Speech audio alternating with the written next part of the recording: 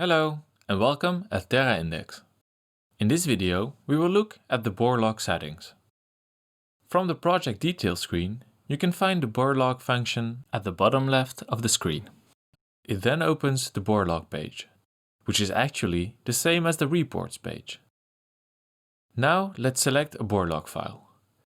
These can be found at the bottom of the page if you haven't pinned one to My Reports already.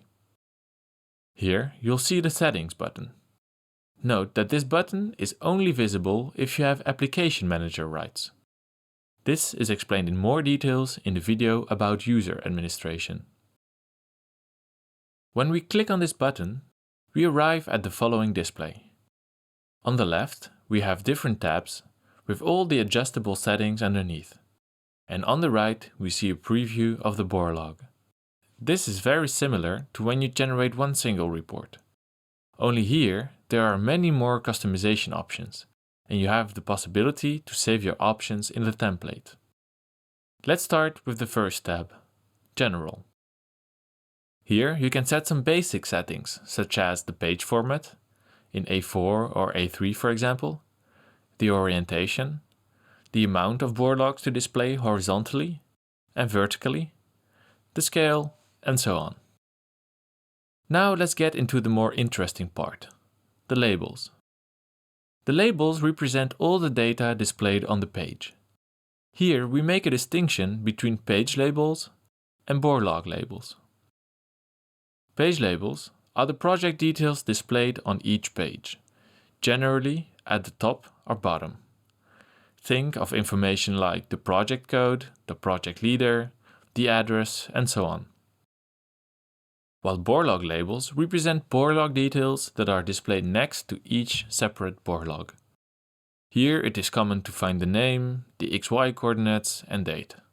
But there are of course many other options. The labels are set in the same way for both cases. If you look for example at the project code, we see a label text. How do we call this label? Project code in this case. Show label to actually display the label on the page. A few settings for the font. Frame, whether we want a frame around the label. Let's switch that on for now. And then with left position and top position you can define where the label will be placed on the page. Here you define the number of pixels to the right of the left page margin and to the bottom of the top margin. Let's make this a little smaller. Now inspect the results by generating a preview. As you can see, the label is placed a bit higher and there is a frame around it. You can also play around with the margin of the data. When it is set to 0, the data will be placed right next to the label text. But let's now assume you want to move it further to the right. Then increase this value and let's see how it works out. As we can see, the frame is now too small and overlaps with the text. So we have to increase the width of the label. If we do that, we get a much better result. And so in this way you have a lot of options to customize the setup of your Borlogs. The same holds for Borelog labels, where we have the measurement point name, location, and so on. However, here the positions are relative to the Borelog itself, not the page. One nice option to mention is the logo field in the page labels. This allows you to add your logo to each page. With the tool button you can upload an image, select it, and now you can play around with the position settings to get it where you want. Another important subject are the Borelog components. Here you can define which components you want to display. For example, here you see the gauging tubes next to each Borelog. If you want to remove those, just uncheck the box, generate the preview, and if all goes well, the gauging tubes will be removed. What else can you tweak? Well, there is a width and spacing option. With the width, you can set the width of the item. Here, for example, the texture is 150 pixels wide. If I change that to 50, you'll see that it becomes much narrower. The spacing options defines how much space there is before the next item. In this case, these are the field samples.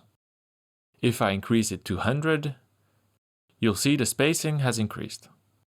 There is also the option to show the textures in color or black and white. And you can tweak these options for quite a few components. The next interesting aspect are the layer descriptions. Here you can define what is displayed in the text next to each Borelog. We have described the texture, and here you can determine what is included. And for a few items, you can also choose whether to write the full description or use an abbreviated version as a code. It saves some space and allows you to include more information. Then we have the Extra tab. The Extra tab contains a collection of information that you can choose to include in your Borlogs. Here you can set whether to display the water level next to the gauging tubes. But what is also interesting is to include the scale. Here we have the scale shown next to the texture, and you can set whether to display it relative to the reference plane or ground level. You can also include your field samples, that you can display with a different color depending on the analysis results. You can select the standard for the assessment, indicate to display the test result in color, and then these will be included in your Borlogs. Another one that is worth mentioning is the display overlapping field samples next to each other. This means that if you have multiple samples over one section, these will be displayed next to each other instead of overlapping. This can be particularly useful when you have normal samples and mixed samples in the same section. Then we have one last tab left, the Margins tab. Here you can play around with the page and Borelog margins. This will depend on the type of paper format you use, or maybe you use paper sheets that already have a logo on them. Then you can make sure everything gets printed in the right place with these settings. Here it's interesting to look at the Borelog top margin. This determines how much space there is between the Borelog label and the Borelog itself. So if I change this to 300 and generate a preview, you'll see that the Borelog has moved down relative to the label above. So we've gone through all the tabs, and you have seen that there are a lot of options you can tinker with. Have some fun and play around with it. And if there is something you can't figure out, you can always call our service desk so we can look at it together. When everything is said and done, do not forget to click on Save. Only then will all your modifications be registered. And that is how you can customize your Borlogs in TerraIndex. In the next video, we will look at report templates. Thanks for watching, until next time.